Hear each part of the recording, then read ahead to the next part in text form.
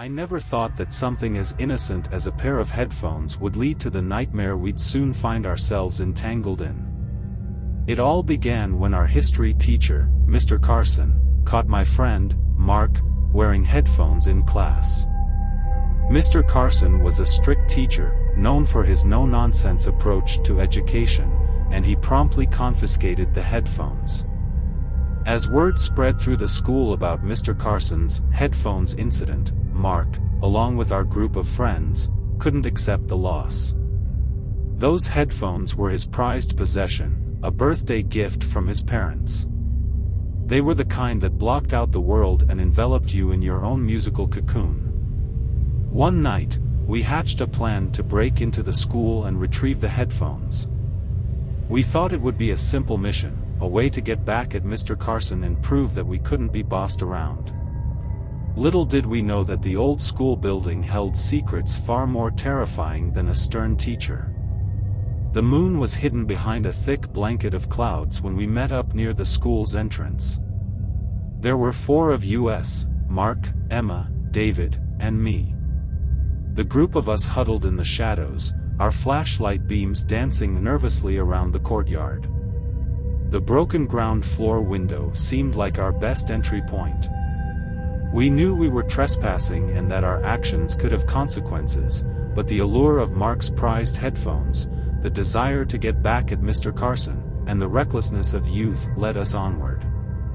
Mark, the smallest of us, volunteered to be the first to wriggle through the window. He slipped inside and disappeared from our view, leaving us in suspense. Then, after what felt like an eternity, he reappeared, crouching in the darkness and motioning for us to follow. One by one, we squeezed through the narrow opening, landing softly on the cold, tiled floor of the school's interior. The air was musty, carrying with it the scent of old books and forgotten history. Our flashlights cut through the darkness, casting eerie shadows on the walls.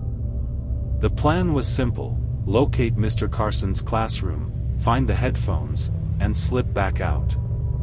It should have been a quick in-and-out operation, a youthful prank meant to prove that we could outsmart our teacher. But the school had other plans for us.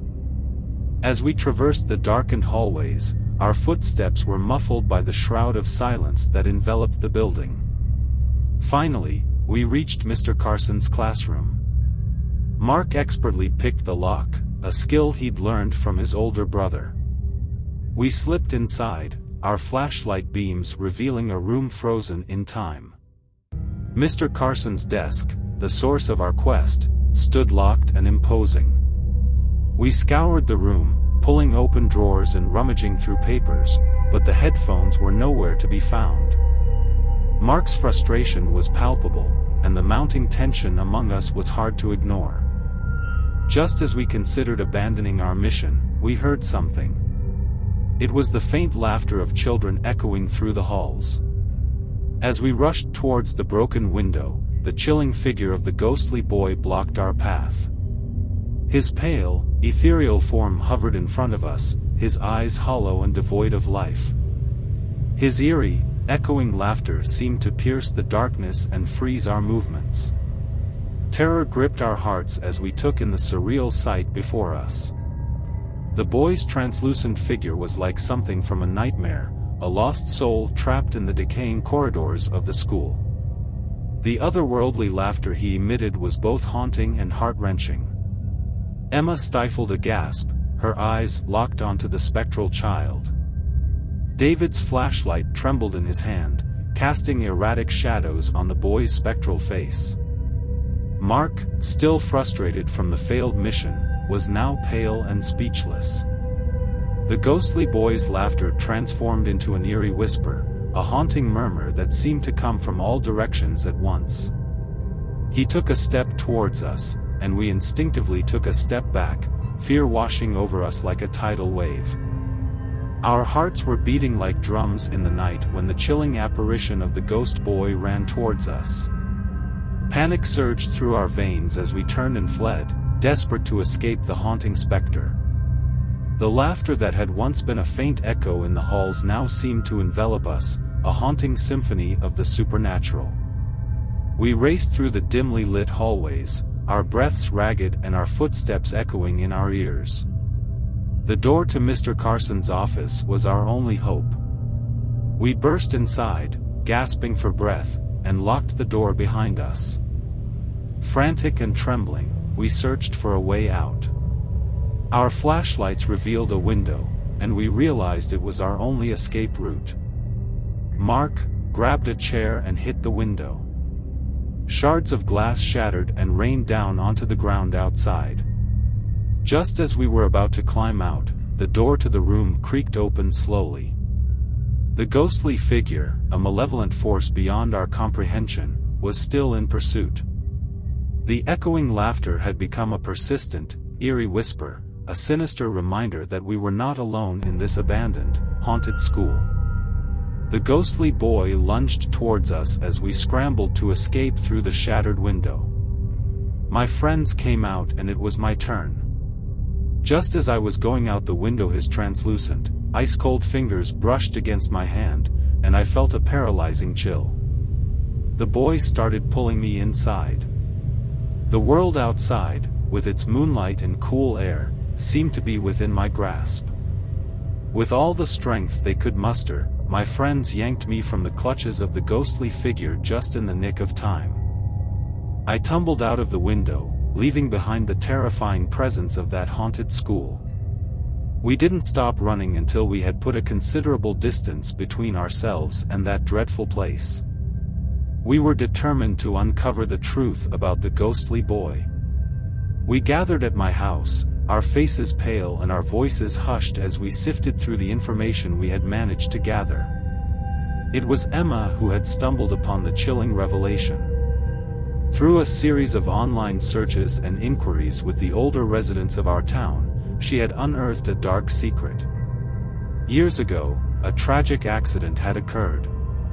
A young boy, a student just like us, had met with a fatal mishap within those very walls. The details were shrouded in mystery, but it was said that he had fallen down a flight of stairs, a tumble that had claimed his life. Our youthful rebellion had led us to confront the supernatural, a horrifying experience that none of us could ever forget. The innocent quest for a pair of headphones had become a nightmarish encounter with a vengeful spirit, and it was a chilling lesson that would stay with us for the rest of our lives.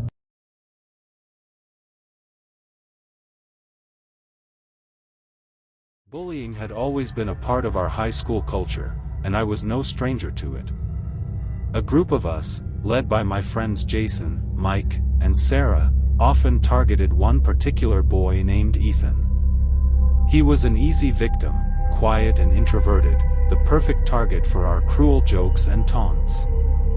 One chilly October afternoon, as the leaves rustled with the promise of an impending Halloween, our torment of Ethan reached a sickening crescendo. We cornered him in the schoolyard, hurling insults and pushing him around. We didn't see him as a human being, just a source of entertainment. Little did we know that our actions would soon unleash a malevolent force that would forever change our lives. As the bullying reached its peak, an unfortunate accident occurred. Jason, in his twisted sense of humor, shoved Ethan too forcefully, causing him to stumble backward and collide with a metal railing. The sickening crunch of bone against steel silenced us all. Ethan fell to the ground, his body limp and unmoving. Panic washed over us as we realized the gravity of what had just transpired. We stared in horror at Ethan's lifeless form, knowing that our torment had led to this tragic accident. Fear gripped us as we contemplated the consequences of our actions. The guilt that gnawed at our conscience was suffocating. Paramedics arrived, but it was too late. Ethan was pronounced dead at the scene, his life snuffed out by our relentless cruelty. As we watched his body being taken away, a heavy sense of dread settled over us, a feeling that we had unleashed something beyond our control. In the days that followed, our guilt and remorse gnawed at us. We couldn't escape the shadows of that fateful afternoon. And then, inexplicable things began to happen. It started with faint, ghostly whispers in the hallways of the school. We'd hear our names whispered in eerie, chilling tones. Our textbooks would tumble to the floor seemingly of their own accord. Lockers would slam shut with a force that defied explanation.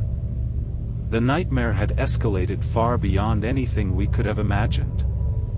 The torment we had inflicted upon Ethan, which had ultimately led to his tragic death, had unleashed a malevolent force that was now systematically hunting us down. Mike was the first to meet a gruesome end. It was a chilly autumn evening when he went missing. His family, desperate to find him, called the police. I remember joining the search party, my unease growing with every step through the darkened woods near Mike's house. As we ventured deeper into the forest, our flashlights casting feeble beams into the gloom, we stumbled upon a gruesome sight. Mike's lifeless body hung from a tree, his face contorted in a rictus of terror.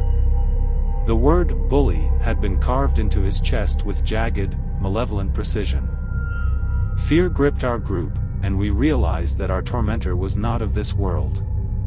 It sought retribution for the suffering we had inflicted upon Ethan. It hunted us down one by one, each of us paying for our cruelty in blood.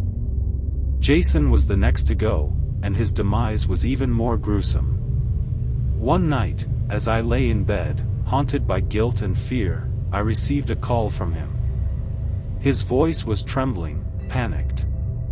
He begged for my help, claiming that something was in his house, something not of this world. I could hear the terror in his voice, and it sent shivers down my spine. I rushed to Jason's house, my heart pounding with dread. As I entered his darkened home, I could feel a malevolent presence lurking in the shadows. The air was thick with an otherworldly chill, and I knew that we were not alone. I found Jason in his room, his eyes wide with terror as he muttered incoherently about a dark figure that had emerged from the shadows. And then, before my very eyes, the entity struck. It materialized as a grotesque, shadowy specter, its fingers like icy tendrils as it wrapped them around Jason's throat. I tried to intervene, to save my friend, but it was too late. With a sickening, bone-crushing snap, it ended Jason's life, his body falling limp and lifeless. The word "bully" appeared once more, etched into his flesh as a gruesome reminder of our sins. Sarah was the last of our group, and she had become a shell of her former self. The torment of witnessing the deaths of her friends had broken her spirit. She had become reclusive, locking herself in her room for days on end, plagued by nightmares and incessant whispering voices. One evening, I received a frantic call from her. She was sobbing, her words barely intelligible. She claimed that the malevolent force was in her room, that it was toying with her, tormenting her with the memories of what we had done to Ethan. I rushed to her house, my heart heavy with dread. When I reached the house, I saw her lifeless body falling from the window of her room. There was blood everywhere, her face was contorted with horror, and her arms and legs were twisted and broken. And now, as I write this, I know that I am next. The entity has shown me no mercy, tormenting me day and night with whispers and shadows. I can feel its icy fingers closing in on me, and I know that my time is running out. I am haunted not only by the malevolent entity but also by the guilt of what we did to Ethan. The paranormal events that have unfolded are a horrifying reminder that our actions have consequences, and some sins can never be forgiven. I write this as a warning to others, a cautionary tale of the darkness that can be unleashed by cruelty and bullying. I can only hope that my story serves as a reminder that our actions, no matter how seemingly insignificant, can have far-reaching and terrifying consequences.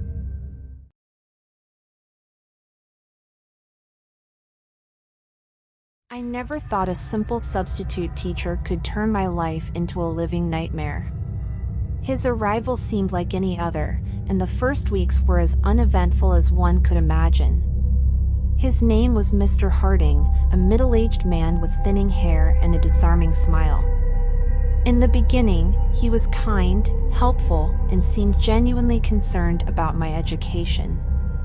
Little did I know, this was all just a sinister facade. The class had always been a mundane affair, but with Mr. Harding in charge, everything changed. He paid a disproportionate amount of attention to me, always hovering near my desk, offering help, and complimenting my work. It started innocently enough.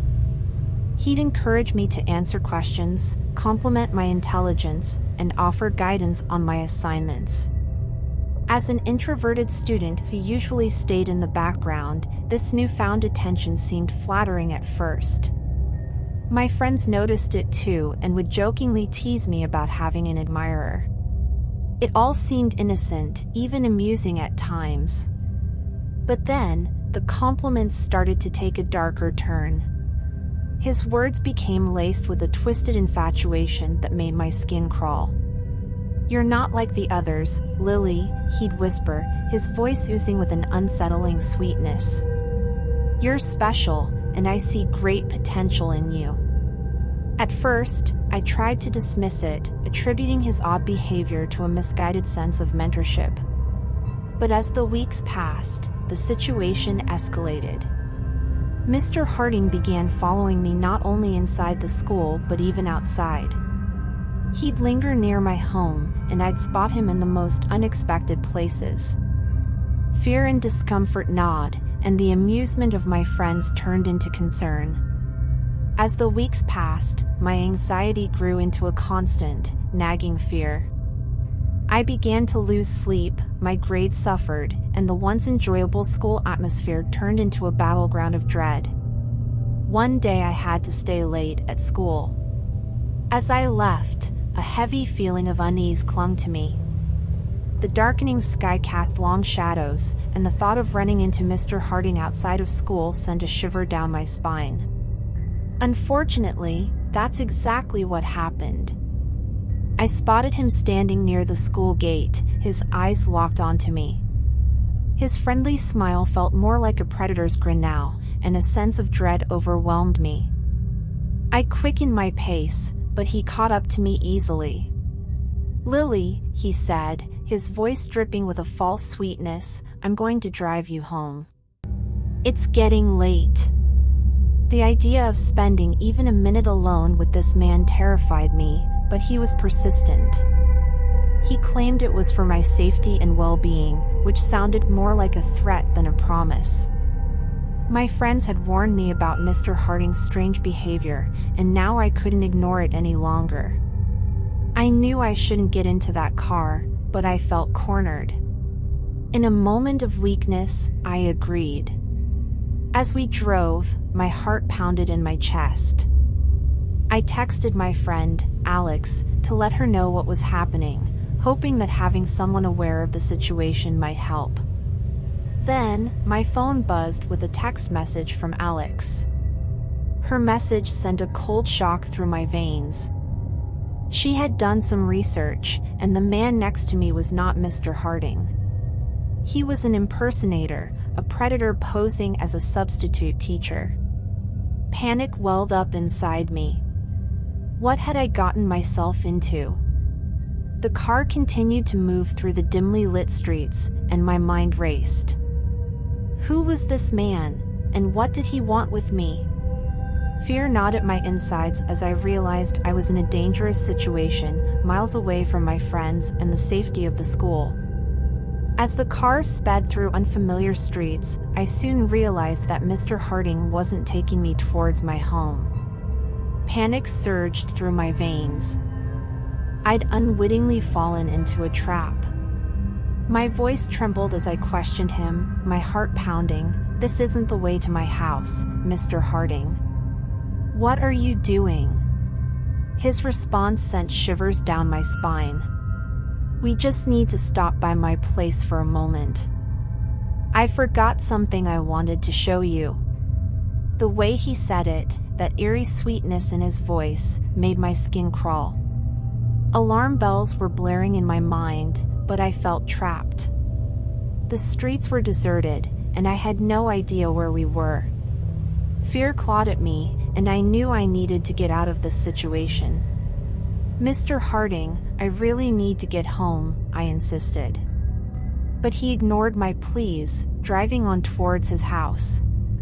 My anxiety grew with every passing mile.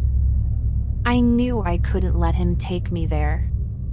I fumbled for my phone and texted my friend Alex about the situation, letting her know that this was not the way to my home and that something was terribly wrong. As we pulled up to his house, Mr. Harding's demeanor grew even more unsettling. He extended an invitation for me to come inside, saying that it would only take a moment. Panic surged within me, and every instinct screamed that I should not step into that house. I refused his invitation. Enraged, Mr. Harding's sinister facade crumbled, and he turned violent. With a sudden and shocking burst of strength, he grabbed me, forcing me out of the car and dragging me towards his home. My screams filled the air, but there was no one around to hear. Inside, the horrors I had feared became all too real. He locked the door behind us, and I was trapped. It was a nightmare I couldn't wake up from, a place of darkness and terror. However, unknown to me, Alex had sprung into action. She had taken my panicked text message seriously and immediately called the police, providing them with all the information she had. As I fought for my life inside Mr. Harding's house, the police were on their way. The police arrived just in time, sirens blaring and lights flashing, just as Mr. Harding's sinister intentions reached their peak. They stormed the house, rescuing me from the clutches of the madman. Mr. Harding was arrested, his true identity exposed. The relief I felt was overwhelming. I had narrowly escaped a horrible fate, thanks to the vigilance of a true friend and the swift response of the police. The ordeal left me forever changed, my once idyllic world now forever tainted by the sinister substitute teacher who had tried to lead me into darkness. My trust in appearances had been shattered, and I had learned the importance of staying vigilant, even when faced with seemingly harmless situations.